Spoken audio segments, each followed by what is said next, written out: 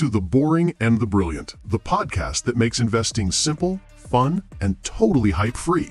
Whether you're commuting, at the gym, cooking, or learning on the go, these quick episodes break money down so clearly a 10-year-old could follow along. We skip the jargon, we skip the hype, and we definitely skip the get-rich-quick nonsense.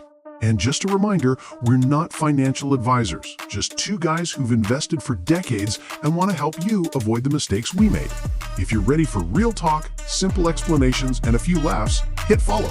All right, let's get started.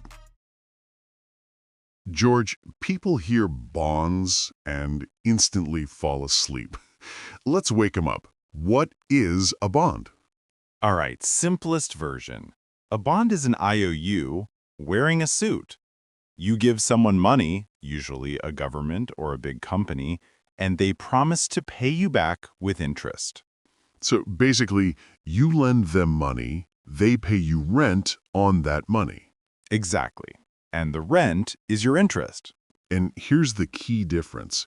Stocks make you an owner. Bonds make you a lender. And lenders get paid first. If a company gets in trouble, the stockholders panic. But bondholders line up like, "Excuse me, we have priority." Yeah, bondholders get the VIP treatment. Most beginners ignore bonds because they look boring. But boring keeps you steady when the market acts like a toddler having a meltdown. Bonds are that friend who doesn't party, doesn't drink, sleeps at 9:30, but always has their life together. George, someone in their 20s is listening right now thinking, why the hell would I buy a bond? I want growth. Because bonds protect your downside. When stocks fall 30%, bonds might fall 3%, or even go up. It's like having airbags in your portfolio. You hope you never need them until you do. And interest rates change everything too. High interest rates, bonds become attractive. Low interest rates, bonds become, well, not sexy, but still useful. Bonds are never sexy, George. True, but they work, and that's what matters. All right, let's talk real estate. George, you love this stuff. You bought your first rental how old? 28. It was a tiny, ugly duplex. The kind where you walk in and immediately think, should I be wearing gloves? The carpet had texture. That's never good. But it made you money. Every month.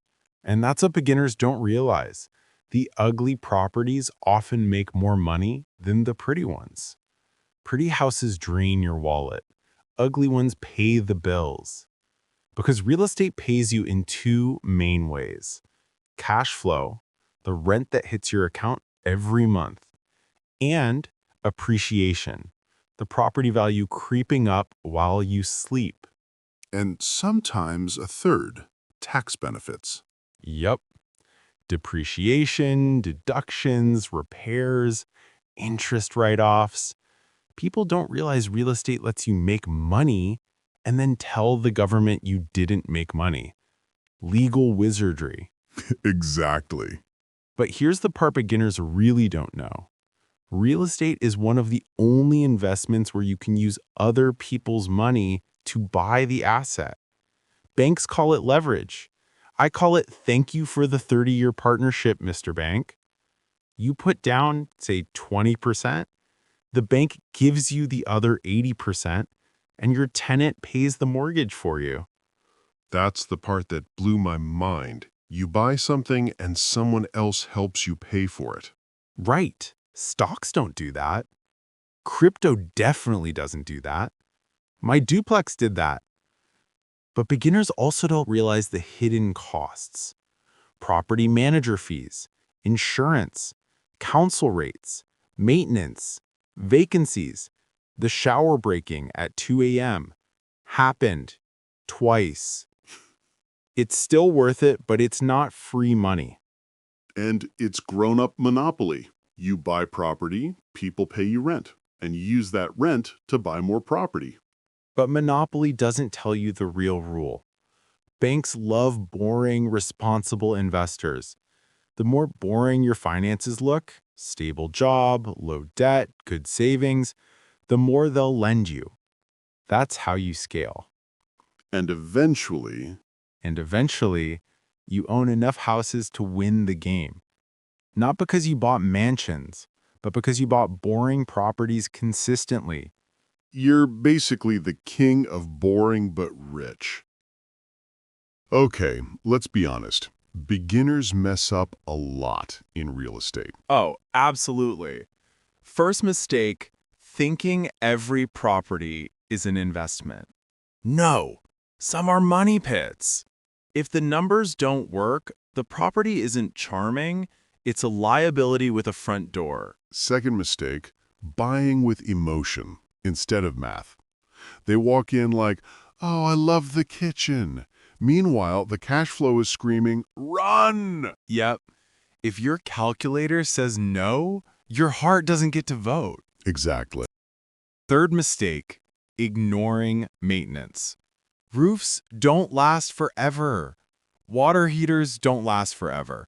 Neither do tenants named TJ who promise to pay you next Friday.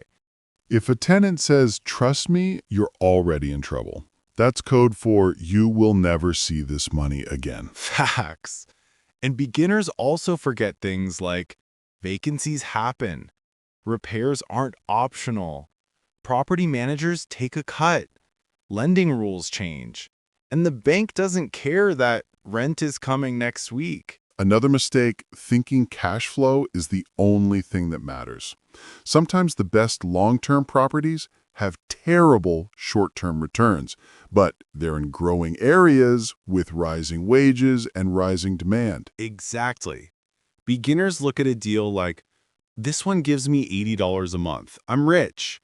Meanwhile, they ignore the one that grows by $40K a year because it's in a booming suburb. Tiny cash flow, huge appreciation. Yep. And here's the last big mistake. Not treating real estate like a business. It's not just buy a house and chill.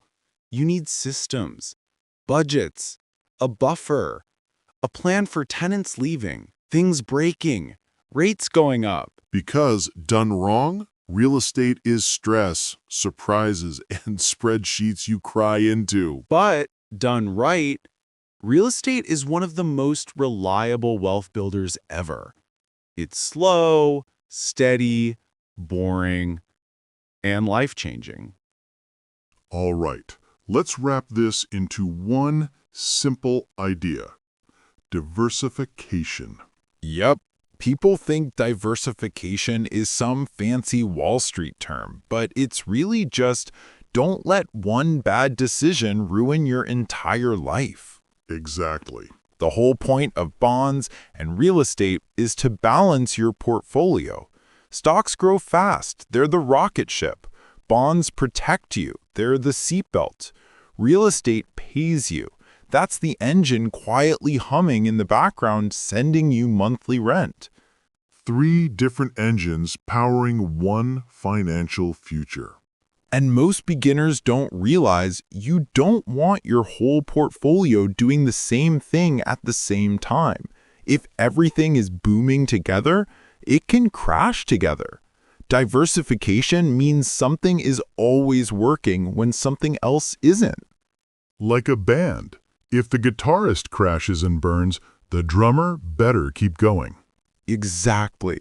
When one engine breaks down, the others keep the plane flying. You don't want a portfolio where if tech stocks sneeze, you get pneumonia. That's diversification. Protecting yourself from yourself.